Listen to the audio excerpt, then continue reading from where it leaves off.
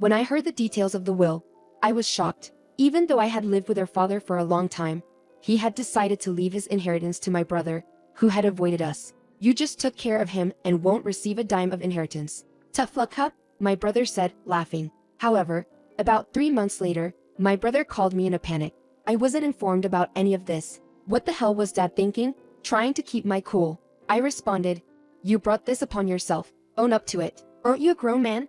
My name is Mina, a 32-year-old office worker. I've been with the company for a decade. I joined right after graduation from university. Recently, I started my role as a section chief and am in the process of learning new tasks. Leading my team comes with a lot of responsibility, but I find great satisfaction in my job.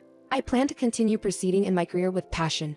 Then, unexpectedly, I received a call from an unknown number. Hello, this is from XX Hospital. Hearing it was from the hospital, I froze. What? My father's condition. He fainted? I was so shocked. I nearly dropped my phone. From the call, I learned that my father had suddenly clutched his chest and collapsed at work. He was rushed to the hospital and is currently undergoing treatment. I immediately informed my boss of the situation, left work early, and rushed to the hospital. Dad, you came, dear. Are you okay? I'm sorry for making you worry. They said the emergency treatment was successful. They want me to stay for observation and to have some tests, but seeing your face made me feel better. I took a seat next to the bed where my father lay, finally calming down a bit. It's frustrating to face health issues at my age, he sighed. But Dad, you were warned during your last health checkup. Mom was always concerned about your health. You're right, and yet, Mom passed away soon.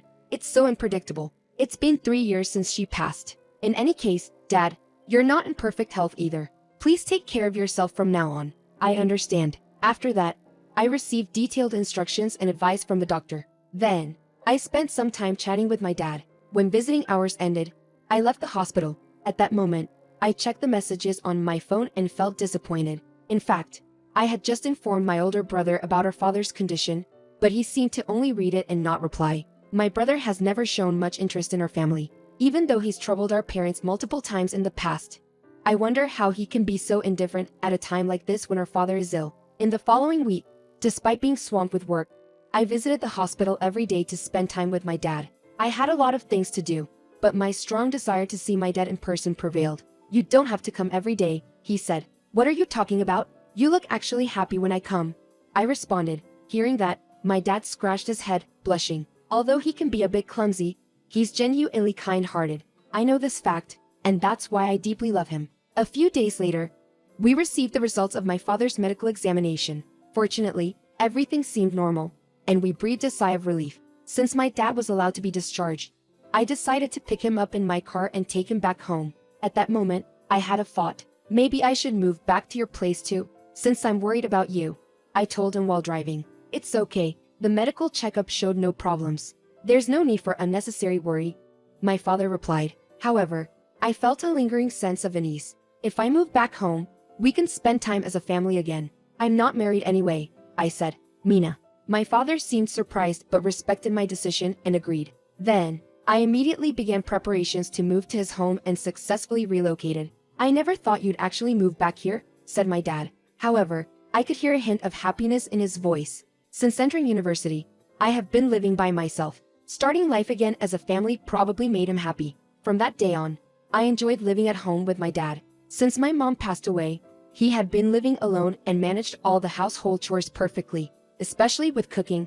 He would prepare meals on days when I was busy. Nonetheless, I usually cooked, serving him my homemade dishes. Mina, your cooking has improved, he remarked. I've been living alone for 10 years. It does hone one's skills, I replied. With cooking like this, you'll be married soon, he teased. It's not that simple. I don't have anyone in mind. I laughed off. It's okay. The right person will surely come along. Really? But you might not find him if you don't make a move, said my father. Right now, I'm focused on my work, so I don't have time for that, I replied. How's work going? You seem to be doing well as a section manager. Yes, I'm truly fulfilled and enjoying it every day, I replied. That's good to hear, my father said. We would talk about our daily lives almost every day, sharing a deep bond. Even when I lived alone, I frequently went home to see my father. But back then, I felt he was still healthy, so I didn't give much thought to our daily conversations, just casually spending time together. However, now I value these everyday exchanges immensely. That's why, even on busy work days, I try to get home early to cherish mealtimes with my father. That day, work went smoothly, so I left the office on time. After shopping for groceries, I headed home. Upon entering the house, I noticed my father's car was in the garage, indicating he'd gotten home before me. "Dad, I'm home." I called out since I thought he was in the living room, but there was no reply. Maybe he didn't hear me? I called out louder, "I'm home." Still no response. Worried, I quickly headed to the living room. There, I found my father laid down on the floor. "Dad." Holding back tears, I frantically called an ambulance. Fortunately, it arrived quickly. At the hospital, he could immediately receive the treatment. As he was being treated, I waited, praying for good news. After what felt like an eternity, a doctor called me over. He explained that my father had suffered brain damage and lost consciousness. Had I found him any later, the situation could have been dire. I went numb upon hearing this. However, I was told that the immediate danger to his life was past, which brought some relief. But there was more to discuss about my father's condition. According to the doctor, due to the brain damage, a part of my father's body was paralyzed. He would need assistance after being discharged. I felt a deep despair at that moment. I couldn't have imagined my energetic father needing such care so suddenly. But I believe the hardest part was how my father felt. He was deeply affected the last time he fell ill. Knowing he needed even more care now would surely weigh on his heart. After hearing the doctor's explanation, I headed to my father's side. "Who would have thought I'd end up like this?" "It's tough," he said in a somber tone. "It's okay. Illnesses can strike suddenly. I'll be here for you." As I expected, my father looked deeply disheartened. But given his current state, I understand that staying strong was a challenge. "I might be a burden from now on, but I need your help," he confided in me. From then on, I managed to find time to care for him amidst my work schedule. During the daytime, we hired a helper to assist. I discussed the situation with my boss, who allowed me to leave work on time, so I could look after him at night. Juggling caregiving, work, and household chores was challenging, but I kept pushing forward for my father. "I truly appreciate everything, but I'm worried about you," he said. "It's okay. You raised me with so much love. This is my way of showing gratitude." "You're doing an amazing job," he said, tears streaming down his face. "Come on, Dad, no need for tears. I'm just touched," he said. Slowly, my father started to show more emotions, and lately, he's been tearing up more often. Seeing him like this somehow warmed my heart, and I continued caring for him. Then one day, something unexpected happened. Upon returning from work, I noticed an unfamiliar car in front of our house. Thinking we had a visitor, I headed to the living room. "Wait, hey, Mina, long time no see." It was my elder brother. "What brings you here?" "I had something to discuss with Dad. I'll be leaving now. I'll visit again." "When was the last time I saw him?" "Probably at our mother's funeral." "Dad, what were you and brother talking about?" "Well," my father's expression clouded, and he didn't elaborate. "I had a hunch. My brother must have stirred up some trouble again. He had been a troublemaker since his youth, frequently acting out in school, which ultimately led to his expulsion. After that, he left home, and we hardly saw him. Yet a few years later, he returned with massive debts, seeking our father's help. Dad had taken on his $15,000 debt, paying it off on his behalf. Dad had asked him to pay back debt, but my brother never showed his face again, so obviously no signs of that. And now, after such a long hiatus, he's reappeared. There's definitely something amiss. I decided to be vigilant to ensure my brother wouldn't cause trouble for our father again. I was worried he might try to exploit our sick and weakened father for more money. However, after that, my brother never once visited the house. There were no signs of him visiting during the daytime either. I wonder what was discussed back then, but it seems I was overly concerned. Perhaps, after all, my brother wouldn't trouble our father again. However, my father's health got worse. The number of hospital visits increased, and while I was working, I needed to be more engrossed in caring for him. "I think I'll quit my job to fully care for you," I told my father. He looked at me with wide eyes, taken aback. "Mina, never do that. You'll surely regret it."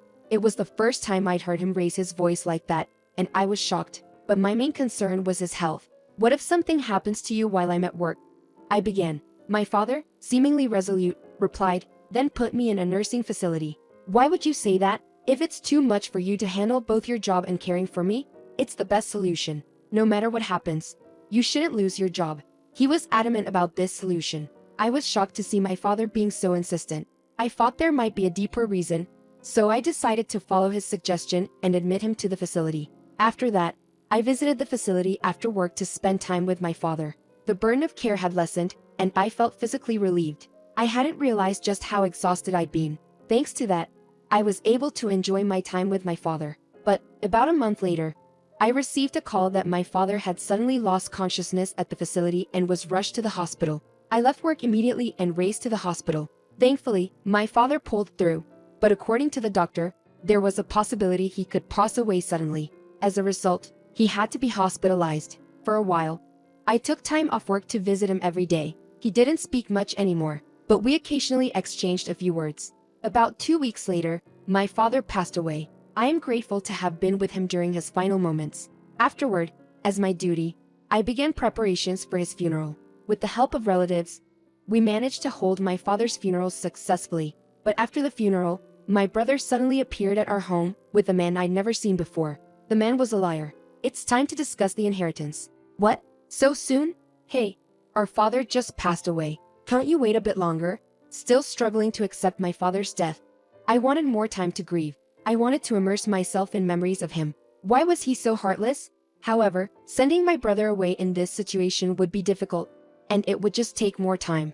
Since the lawyer was also present, I reluctantly joined the discussion about the inheritance. Well, it's time to read the will that the lawyer has. Let me inform you of its contents. The lawyer revealed the content of the will. All my remaining assets are to be bequeathed to my son. My daughter is to be excluded from the inheritance. She should proceed with renouncing her inheritance rights. I was shocked by the will's content and couldn't believe it. Why? Why had my father chosen my brother, with whom he rarely communicated and who had often caused trouble, over me? I wasn't particularly greedy for the inheritance, but I couldn't understand why I was excluded and only my brother was chosen. Was the caregiving I provided burdensome to him? Didn't he feel my love and efforts? If he were still alive, I would ask him immediately. So, you provided care, but won't receive a dime of the inheritance. Tough luck, my brother said, laughing out loud. I recalled the time when my brother visited home. Perhaps then, he had arranged with our father to monopolize the inheritance, but with a clear stipulation in the will. I couldn't contest it. I had no choice but to renounce my claim. This house is now mine. Get out, my brother said, laughing. My mind was spinning, and I felt like I might parse out. Why did Dad choose my brother for the inheritance and not me? Overwhelmed with despair, I fell to my knees. Are you all right? The lawyer approached and asked. You're still here? I responded coldly. There's still something I need to give you. The lawyer said. What is it? The lawyer handed me a letter. It was in my father's handwriting. This letter was written by your father before he passed. Reading it might help you understand why he didn't leave the inheritance to you. With trembling hands, I opened the letter.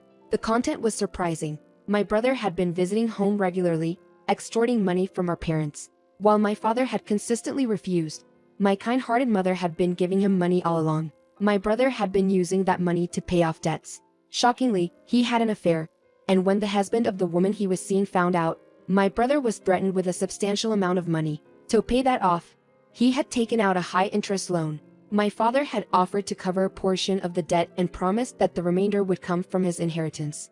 That's why my brother brought up the subject of the inheritance with such an attitude. But my father's true intentions weren't yet clear. In truth, the positive inheritance left by my father was quite small. My father held an executive position at a major corporation, so my brother assumed he had amassed a significant fortune. I felt the same way until I read that letter. However, it appeared that when a company run by our uncle went bankrupt, my father had co-signed a loan for him. As a result, the majority of what my father left behind was debt.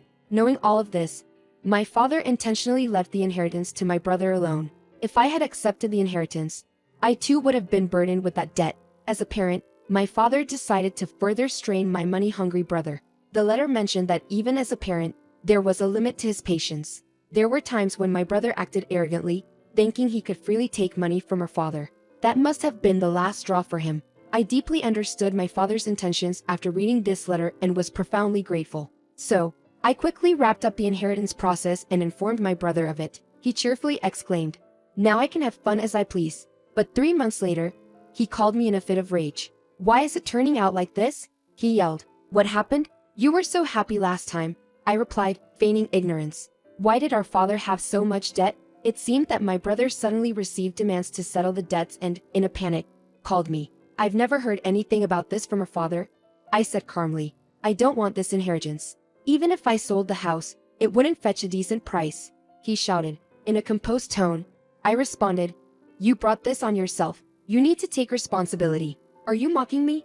I wouldn't have accepted the inheritance if I knew," he retorted. But it was too late. It's been 3 months. You can't renounce the inheritance now. Are you saying all I inherited is just debt? That seems to be the case. Mina, help me out. Can you take the inheritance now? I've told you. I've already chosen to renounce it. I can't believe this. Drowning in debt, I felt a twinge of sympathy for my brother as he spoke in such a tearful voice. However, in the end, it was his own responsibility. I didn't feel the slightest inclination to help him. You'll probably be able to pay it back eventually. Believe in yourself and keep pushing on. You no longer have parents to rely on, I told him. After the call, I set up a block for his number. After that, I heard he tried to repay his debts by relying on another financial institution. But due to his lack of foresight, his debt seems to have grown significantly. I'm not certain about his current situation, but it probably isn't going well. However, that no longer concerns me. Following my father's advice, I'm now building a successful career. Currently, as a section manager, I'm highly regarded and depended upon by those around me. As a result, I earn a good salary and live comfortably. Moving forward, I intend to continue working hard and live a life that would make my parents proud.